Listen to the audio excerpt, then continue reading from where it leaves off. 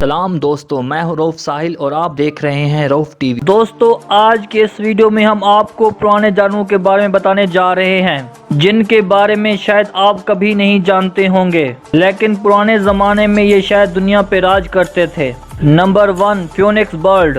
China اور Japan میں اس جانور کو جادوئی جانور کہا گیا ہے۔ اس جانور کے آنسوں سے کسی بھی جانور کو تندرست کیا جا سکتا تھا۔ سنا گیا تھا کہ جانور اس انسان کو دکھائی دیتا ہے جسے اس کی بہت ضرورت ہوتی تھی، یا پھر جن کا دل صاف ہوتا تھا۔ نمبر 2، کیتھولو۔ یہ سمندر کا سب سے خطرناک جانور ہوا کرتا تھا۔ سمندر سے گزرنے والے جہازوں کو اپنا شکار بنا لیتا تھا۔